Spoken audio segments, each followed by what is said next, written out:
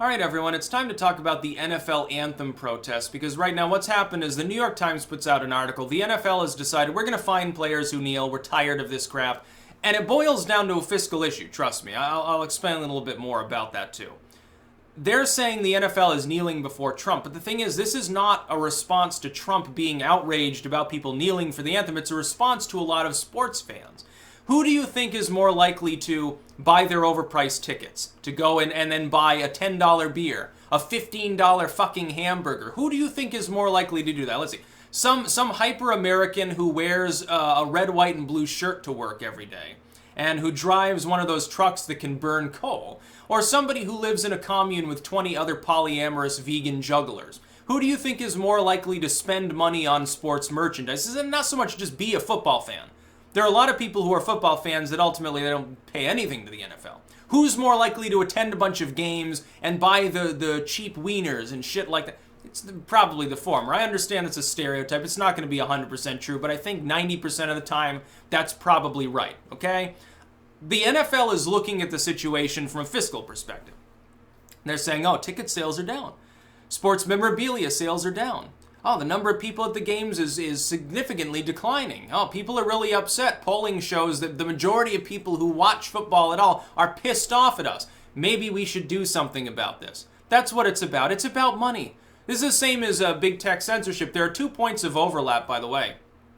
First point of overlap is that the argument is always made by people who are not being abused at any time. The argument's always made private firms can do whatever they want. Well, the NFL is a private franchise. Legally speaking, I'm not going to deny the legal argument. Legally, they are entitled to fine these players, kick them off their teams. They can kick a whole team out of the franchise if they want. They can do whatever they want. Morally speaking, I don't make that argument because it looks a lot like the argument made by the left about big tech. Oh, it's okay if they kick someone off for no reason, because they got raided, basically, by easily offended moral busybody assholes. It's okay if that happens. It's okay if an NGO comes in and starts telling them what to do.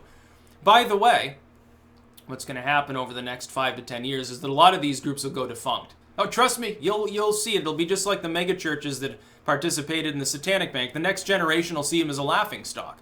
They're setting up to be taken seriously only in one paradigm to the exclusion of all further paradigms. In the third paradigm, they become nostalgic. It'll actually be very funny. People will become nostalgic for BLM at some point. It'll be hilarious. But no, here's the thing that I'll say. I do not personally care if people kneel for the anthem, and their right to speak, to express themselves, I believe, is considerable. The one big difference in those two otherwise similar arguments is on the internet you get human communication. You've also got monopolies. The NFL is not a form of human communication, but they're not looking at it from a moral perspective. They're not looking at it as, oh, Trump will be mad at us and make mean tweets about us. Trump doesn't have to do shit. Trump barely talks about the NFL anthems and hasn't in quite some time. The little people who are buying tickets and rubber hot dogs, those are the ones that they're worried about. The fans, ultimately. And they've got to cater to them. Their brand is being tarnished by players who will not cooperate with the demands of the NFL. Yes, they have a right to tell them, do not kneel, we will fine you. That, in order to make up the lost revenue, essentially, the reason why they're implementing a fine, we want to make up the lost money for all the people that won't show up next game because you knelt for the anthem. Every time they do, and the whole crowd is booing. Yeah, that's really great optics, by the way. And everyone needs to recognize this. If you think that people are making a shitty argument, you should definitely support their free speech, because you should hope that they self-sabotage.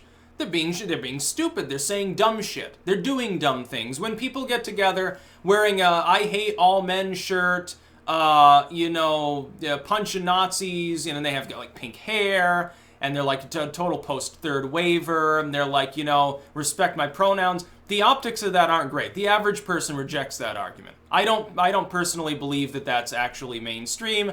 That's a fringe of the left.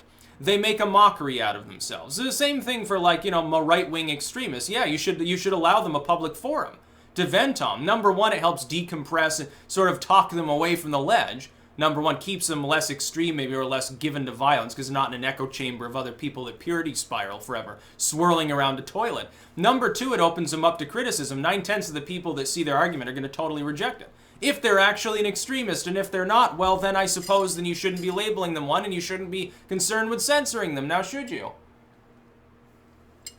So that's just my opinion with regards to the Anthem protests. I really don't care, because every time they kneel, They end up getting their ass kicked. The team loses money. The NFL loses money. The player is going to get fined, and they look bad.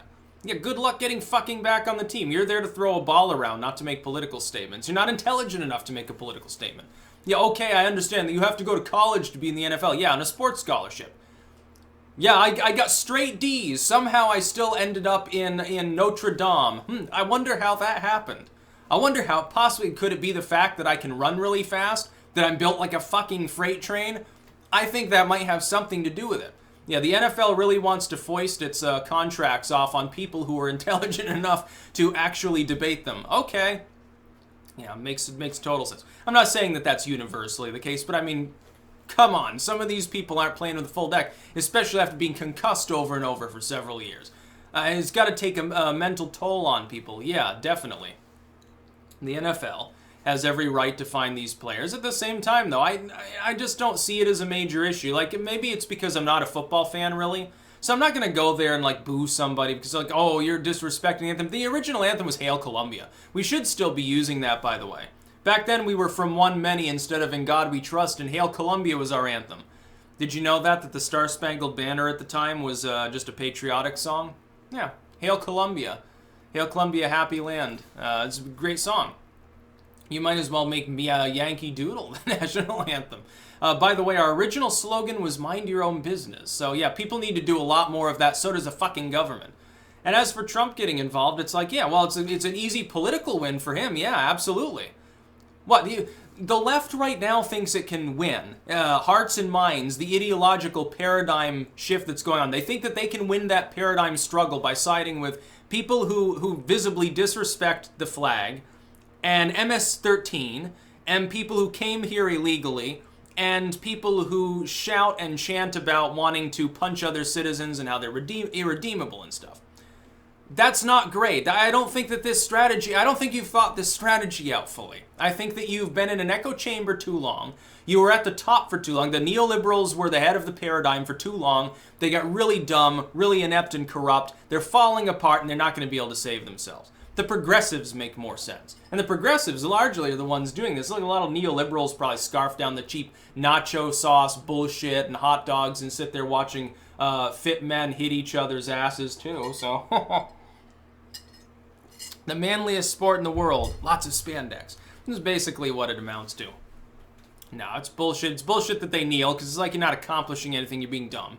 It's also bullshit when people pretend to be really offended, like most of you aren't. Don't be like the left. When they pretend to be offended because someone had the wrong political opinion, it's like 9/10 of the time they're not offended. They're just being a busybody.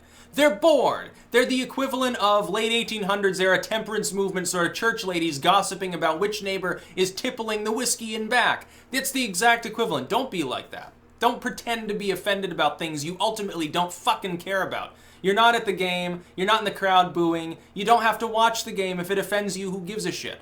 Likewise, the fact that people have that right to boycott, to not take part in the sports games or to buy anything from the vendors there, that's why the NFL's made this decision, not because of Trump. No, Trump may have spurned on the national debate by very visibly saying, hey, you know, fucking cut it out, you're disrespecting the nation. You're not disrespecting Trump, it's no skin off his back. His enemies are making themselves look foolish. He loves it when you do that. That's about all. Peace out.